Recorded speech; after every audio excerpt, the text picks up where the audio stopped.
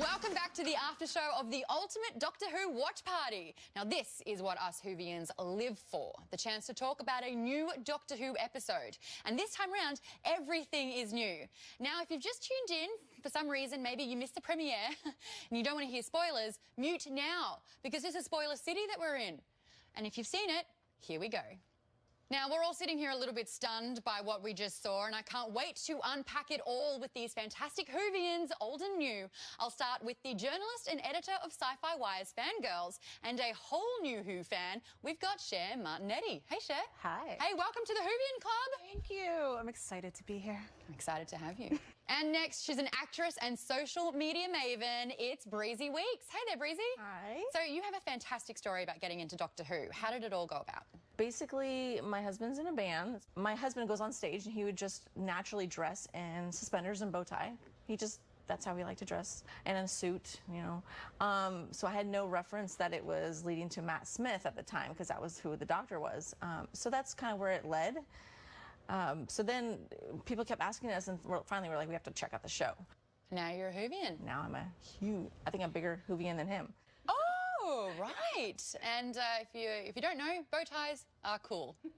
Next, we have Wil Wheaton, who started watching Doctor Who when he was a kid, and who you may know from Star Trek Next Generation and The Big Bang Theory. Hey, Will. Hi. Well, who's your first Doctor? Tom Baker. Same. Yeah. But I watched an episode with the Dalek, and the exterminate thing freaked me out. I was 5. Yeah, I saw the Ark in Space when I was a little boy and was terrified by it because I was watching it on UHF in black and white. And then I saw it on my big screen TV just a few years ago and realized that what scared me to death was green plastic bubble wrap. But then the scarf and the hat gave it back, and you had a jelly baby, and life was good again. I did. So let's talk about this first episode that we just saw. This is the very first female Doctor-centric episode we have. I want to hear, what were your standout moments? Will, we'll start with you.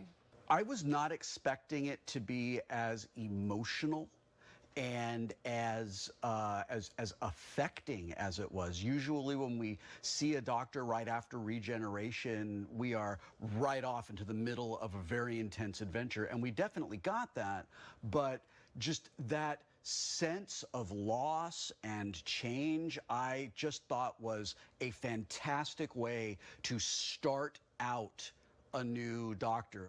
Also, it cannot be overstated how great Jodie Whittaker does portraying a character who is thousands of years old. She doesn't have any uncertainty. You don't see her getting her footing as an actor. You see the Doctor getting his footing in her new body. And I loved that.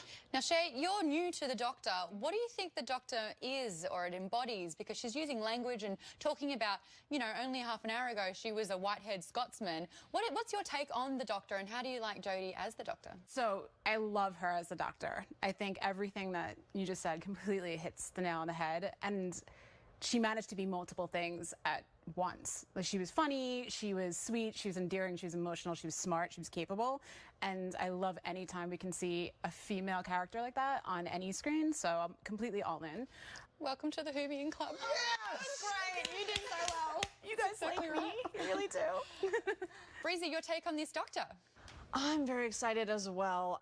I was hoping she would bring comedy back in there. I was just waiting on edge to see how she's going to be with that, and that was brilliant the way she was. So yeah, I'm just excited for a female, and I just loved her reaction too when someone was calling her, you know, responding, and she was, "Why are you calling me a madam?" Yeah, you know, and so it was like, Because you're a woman. yeah, exactly. I am? Like, Oh, does it look good? Am I pulling it off? it's exciting. Something that Doctor Who does really well is basically transition between horror and comedy instantly. And that moment in the train where you see this tentacle-based entity coming towards you, it was really quite, like, horrific in a way. What did you guys think of that, and what were some of the standout visual moments for you? What a time to be alive, right? Like getting to watch a science fiction television series that looks like a feature. I think that Doctor Who is at its absolute best when it's scary. I mean, I liked the whole part with when the train was just dark. If you're just all of a sudden sitting in the dark and there's no one around, which also freaked me out, that there was like no one on the train. I'm from New York. There's always a lot of people on the train, so it weirds me out when there's not. That to me is the best kind of scary and horror, because it's very relatable to like real life. Well, we have so much to talk about, and we will be back from this brief rift in space and time to dive back into this amazing premiere episode of the new season of Doctor Who. Don't go anywhere. And this is the thing I really loved about Jodie Whittaker. I loved watching her talking through the regeneration happening to the Doctor. I don't think we've ever seen anything like that before.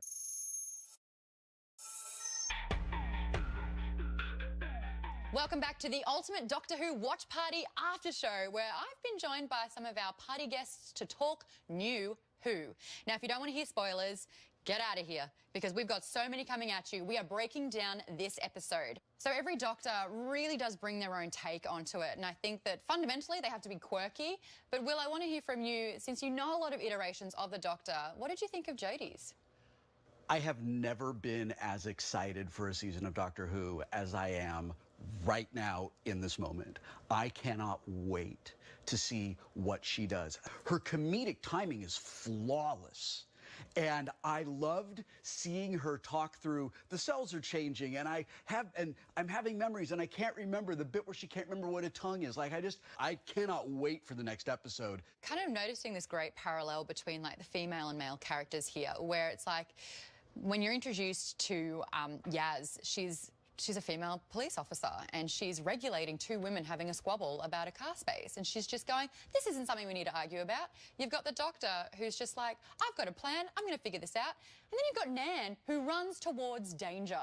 And I think that that's amazing. But then you've also got characters like Graham, who's almost out in a monologue and dialogue here, where it's like, wait a second, this is really quite dangerous and we should be safe here. Where do you think you fit in that? What would you do? I think, well, two things. I just want to like comment on what you said about how we're seeing women in the show running towards the danger. And I think we're finally seeing women doing the stuff that typically the male characters get to do. So it's no reason not to see it. Yaz is operating the crane. They're doing everything you would see any male character do and not think twice about it, which is exactly how it should be. So I love that. And I think there's like an instinct that would kick in that I probably would run towards it. Like, I don't think I would mean to, because I would probably be like, oh my God, what did I just do? But I think I would just do it. I think we all want to be that person when our friends and loved ones are in danger, that we go like, well, I have to protect them.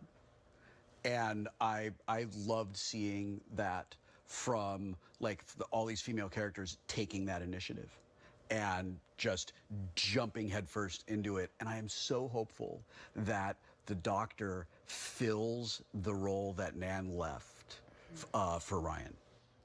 Oh, I love that. Do we want to talk a little bit about the companions or friends or this new group that we have going? Usually in Doctor Who, it's not three.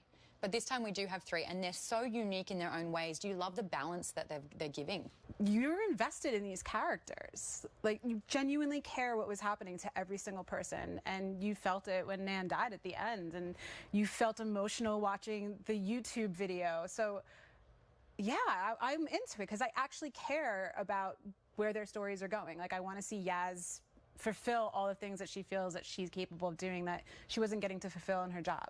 And I want to see Ryan and Graham maybe find a part of themselves that they didn't know existed before, because that seems to be what Nan was fulfilling in them and like helping them kind of get that push to feel that confidence.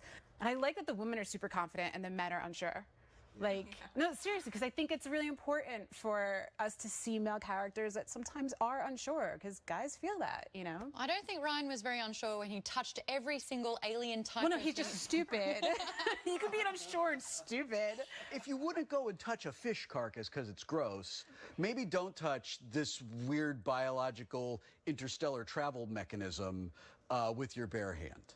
Like, that's just basic, like, good operational procedure. Some of the technology, though, is really cool. What did you think about like the new look technology and like the new sci-fi elements to it? It was kind of cool to watch her build her own Sonic. Can we talk about the Sonic screwdriver? That was so exciting. That was great. And I loved that she built it and we got to see it happen. I was like literally leaning forward in my chair when all of that was happening because I thought it was so cool. It was really cool to see her making it. It just showed you how intelligent for newbies coming in how intelligent the Doctor is. I feel like that screwdriver is going to be to little kids what wands are to Harry Potter fans, right? Because that's just such a cool looking sonic screwdriver with like the crystal and everything. It's going to be like finding your wand. Kids, though, not just kids. Okay. I think we might all have a sonic screwdriver. Kids, adult kids, everybody, fans. Fantastic. Guys, thank you so much. And thank you so much for joining us as we shared this first glimpse of a whole new universe to explore. Now, keep sharing your thoughts using that hashtag Doctor Who. And I'm so happy to know that the world of Whovians has you in it. Thanks so much. See you next time.